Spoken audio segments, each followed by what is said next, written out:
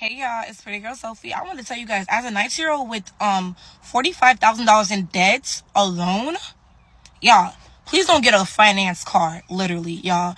I have a Jeep, 2021 Jeep. I bought back in 2023. I financed that shit for $46,000, right?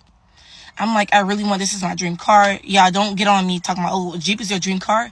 Yes, at the time I was 18.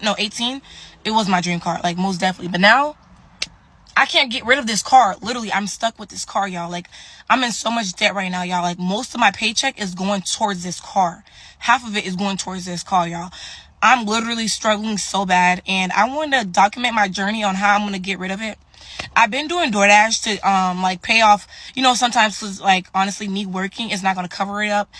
And before y'all be like, oh, why is your hair done? Why is your eyelashes done and shit? With my DoorDash money I earned. Just because you're broke doesn't mean you can feel broke. Like, I just want to, like, feel like myself. You know what I'm saying? But my car, right? My car note is literally, guys, I cannot stress enough. It's $978 a month. Plus warranty. That's $154. So calculate that. I'm paying $1,200 something alone on this car, y'all. Like, I'm struggling, but nobody knows I'm struggling because I was ashamed of it. Like, now it's like, I don't really care what people think. Like, y'all gonna care. Y'all gonna, it is what it is. I know y'all like, bitch, why would you do that? Y'all, I lived and I learned. Hey guys, welcome back to my channel. Today I am tackling a topic that it's home for many of us, debts. In this video, I have compiled various stories from different TikTokers who are brave enough to share how they found themselves in debt and the lessons they have learned along the way. Guys, I am not far-fetched from these content creators because I'm up to my neck in debt at the moment. And I am living from paycheck to paycheck. Sometimes I have to borrow, and I currently have one job. I freelance some of the time, which is like once a month or once every 3 months, but it's not a lot. I'm just trying to survive out here. But my careless habits result from my lack of knowledge about money budgeting, and I am not good with money. I like spending, and I am not afraid to acknowledge that. I was fascinated by the excitement of easy access to loans. So my debt is not as a result of a mortgage, a car loan, or a student loan. It's just personal, unsecured, and payday loans. Thinking that these would help me to enjoy life more, but instead, it led me down a path where each month, when my salary comes in, I feel the decision on my pocket. Instead of me saving, most of my paycheck go directly to bills and loan repayments, leaving me with barely any left over for myself. It's been a challenging journey. I'm determined to overcome.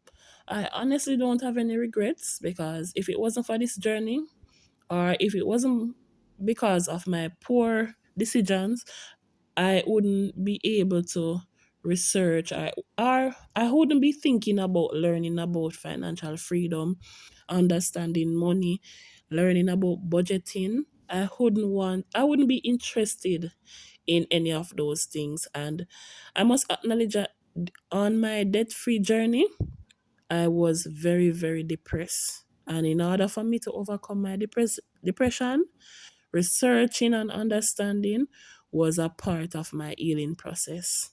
So the only thing that's affecting me right now is me repaying those loans. But I've moved past the depression. Sorry, guys. I've moved past the depression and I'm currently healing. Anyways, from this video, each experience will shed light on the realities of managing money in today's world. If you are looking to understand this common pitfall, gather some details, and see like minded individuals like you, stick around. Please, guys, remember to like, subscribe, and drop your thoughts in the comment section.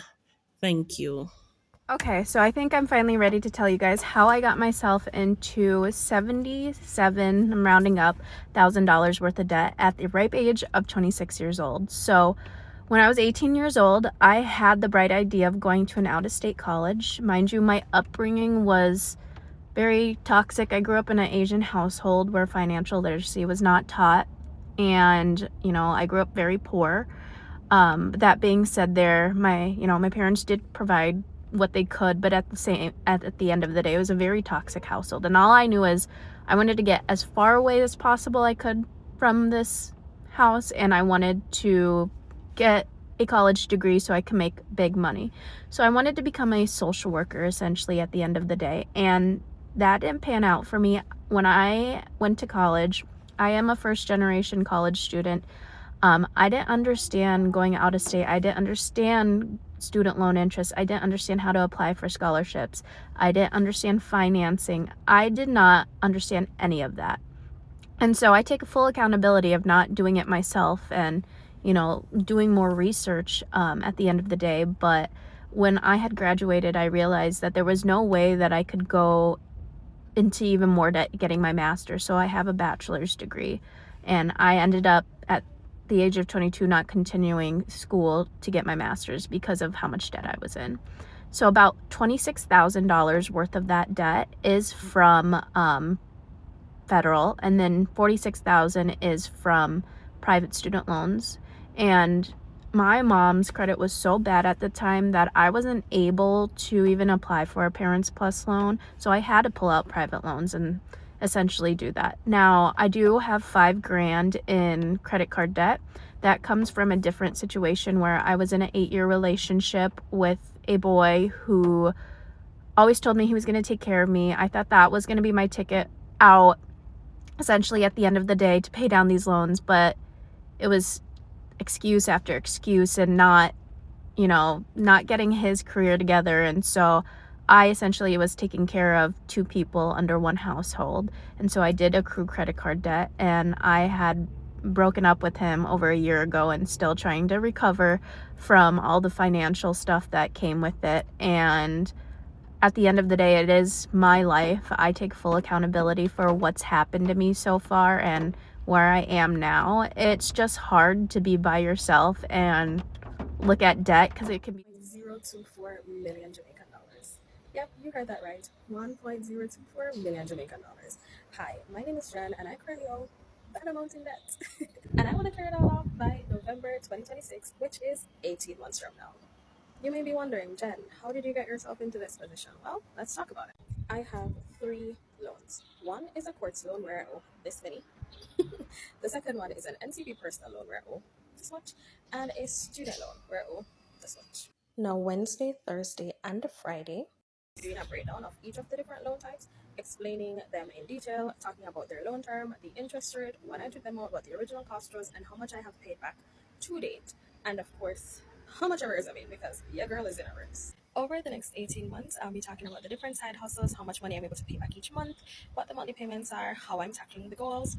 And if you have any side hustle ideas, please drop them in the comments down below, because I absolutely need all the assistance that a girl can get.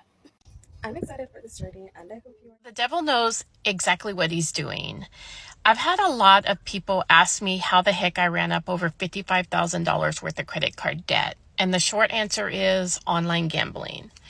So now I'm going to go a little story time, so I hope you stick around and listen. So my husband and I have always liked to go to the casinos together. It's something we enjoy doing, but we would take a certain amount of money, and once we ran out, we would come home. Well, when COVID hit, everything changed, and a lot of these little towns opened up their own little casinos. And so we were at one a while back, and there was a guy sitting next to my husband, and I had recognized him, like I had kind of knew who he was in a roundabout way. And he was telling my husband how his wife gets upset at him because he online gambles a lot, but that she's not upset when he gets the deposit, of like $5,000 or $8,000. Then she's happy that he does it. And so my husband really wasn't paying attention, but I was listening. So we left and never thought anything else about it. Well, one day we were sitting at home, and where we live, we don't have any, like our town doesn't have any of those little casinos. The closest one's like an hour and 45 minutes. Well, I wanted to do some gambling. And that's what changed everything. I got on Facebook and I was determined to find this guy. So I found him and I looked through his friends list, and lo and behold, I was able to find the online gambling place that he would use. And so it was downhill from there.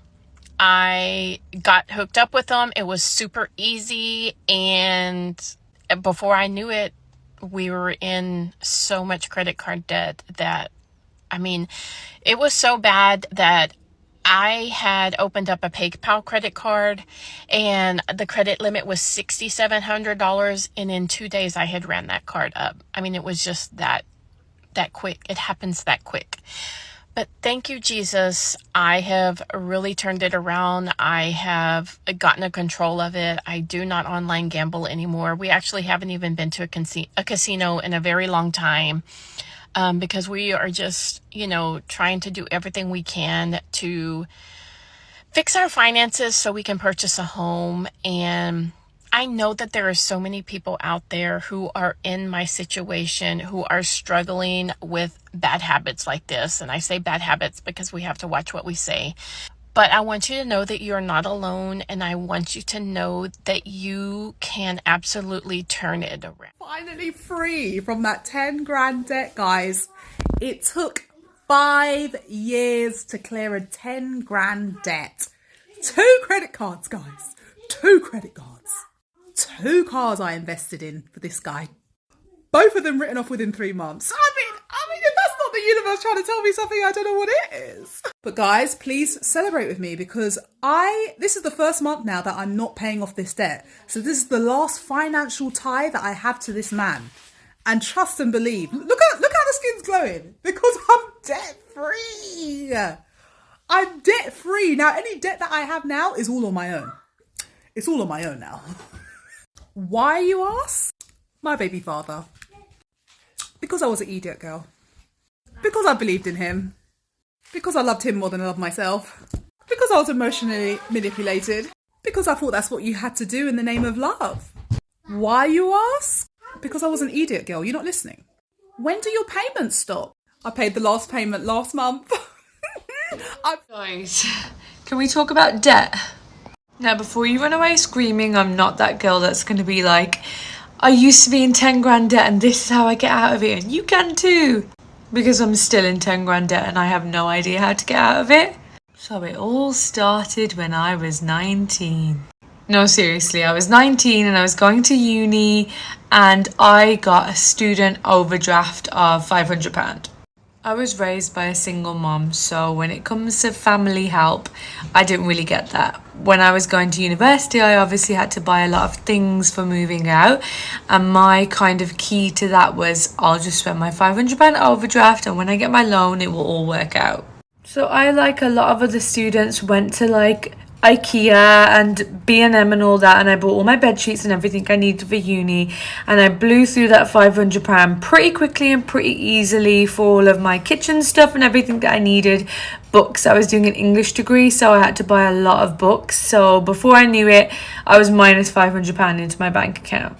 Now, when my loan came in, I, again, like any uni student, didn't really think too much about the £500.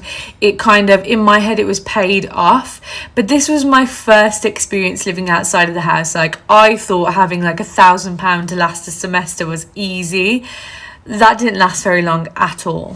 Now, if you watch my channels, you'll probably get a bit of a gist of who I am. I'm not a party girl. I didn't go out too much. Like, I used to go to karaoke mostly, so alcohol wasn't really the factor. But the thing that got me at university was food. Your girl loves food.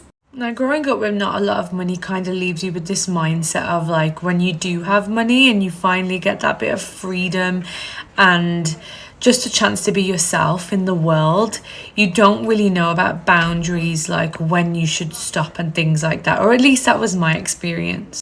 I've never really been a fiscally responsible person, and judging by the fact that I'm still in 10 grand debt, I don't think I am, but I do have a different perspective now. To cut a long story short, I went through uni, and every time I ran out of money, I extended my overdraft to 1,000, 1,500, and then 2,000.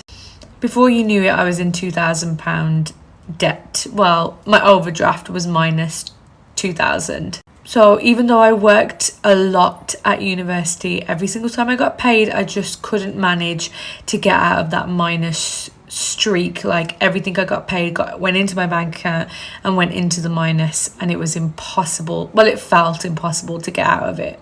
When I graduated university, I moved back home and I was minus £2,000 and I had no job, but I did have a degree.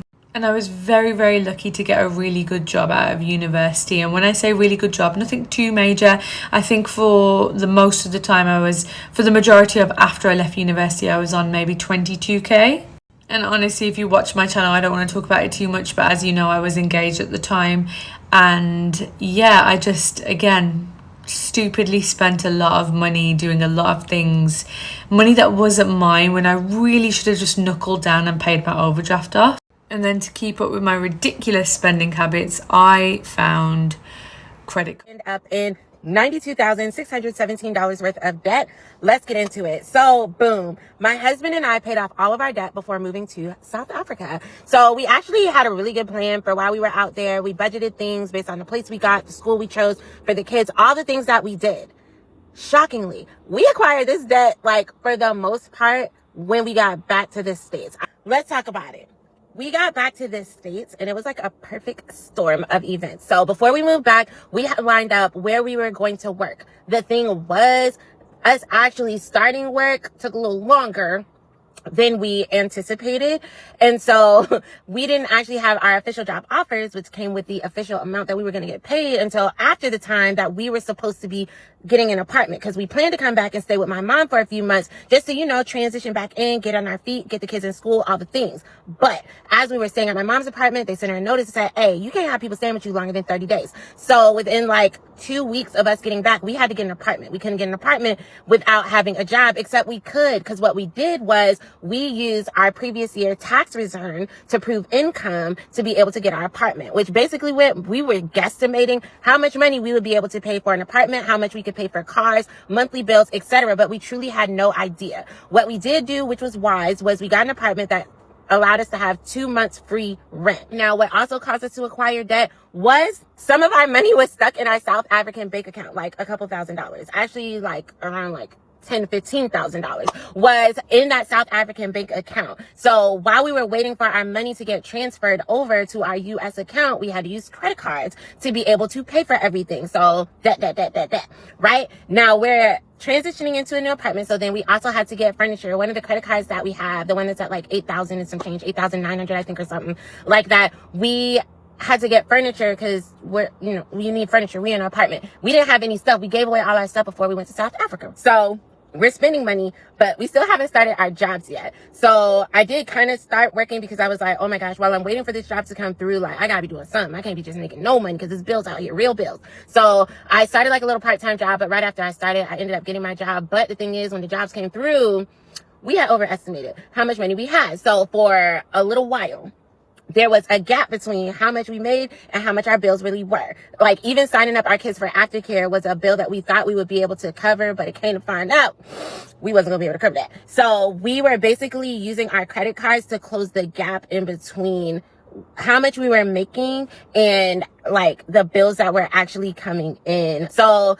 that's kind of the perfect storm that we entered into, which I wouldn't say is like a perfect storm per se. I would say the storm was we were guessing a budget. Like we literally genuinely were guessing a budget. And so a lot of the debt that we acquired, well, one, we acquired debt from getting vehicles because in Tampa where we live, you gotta be able to drive around. So boom, that's where a lot of the debt came from. Like I said, so really we're at like that $92,000 mark, but $28,000 of that is a vehicle. So again, video loading on that plan. But the storm that created the debt that we were in was essentially not having a budget, but having to sign up to pay for things. Finally, we did get our money from our South African account into our US account, which helped us start to pay for things. But at this point, we were already paying, it literally took months to get our money. So we're already paying interest on the money that we put onto our cards. I would say the other thing that allowed us to get into this much debt is because we've historically had really good credit, the amount of money that you could get on a card. I feel like I missed the days where they would only approve me for like $1,000 on a credit card. Like, I have credit cards where literally there's no limit. Like, that'll get you in trouble. Like, credit cards where it's like $25,000 limit. That'll get you in trouble. Take me back to the days where I can only have like $1,000 limit because, baby, then I can't even get in this much debt because y'all not gonna let me. But it's okay. I'm disciplined. I'm so much more disciplined now. I literally I'm not using no credit card, like debit or nothing.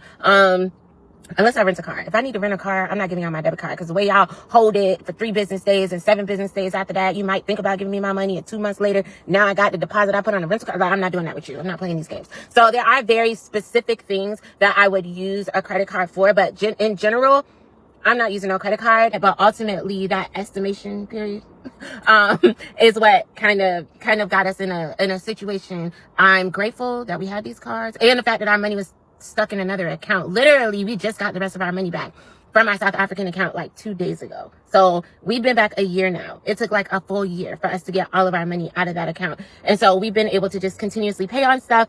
But yeah, so that's what happened. That's the long and short of how it happened. But to God be the glory. We are both working. We're doing, everything we can to keep our budget. $30,000 worth of credit card debt at 24 years old. This is my credit card debt breakdown. I currently have 5 different credit card accounts that I need to pay off. The first one, which is the least amount of debt that I owe, would be my Freedom Unlimited card, in which I owe $1,649.99. My Capital One card, I owe $4,388.83. On my Best Buy account, I owe $6,210. On my Chase credit card, I owe $6,856. Last but not least, Discover. This is the one that I owe the most on, and it is $10,952. That brings me to a total of $30,057.68. I've looked into filing for bankruptcy, but I don't think that that's the best route for me at this time. I think that I won't qualify for Chapter 7, and I also don't think that Chapter 13 would be the best option either. There's no other option for me other than just finding other ways to make money and paying this off as soon as possible. I'm turning 25 soon, and my goal is to become debt-free and just be more smart with my money. Honestly, just never get myself back into this position. I got myself $23,000 into credit card debt. I started dating a guy when I was around 12 or 13, and I dated him throughout middle school, high school, and into my early 20s. I'm not going to get into the super juicy details of this relationship, but just know that it was mentally, physically, emotionally abusive. And I am so grateful to be out of that relationship now. But I did make some bad financial decisions whenever I broke that relationship off 3 years ago. When I was in that relationship, I was controlled a lot, and I wasn't able to hang out with my friends. I wasn't able to travel. I wasn't really able to do anything, and that kind of led into my spending problem whenever I left that relationship. So I broke it off. I started doing solo trips out the wazoo.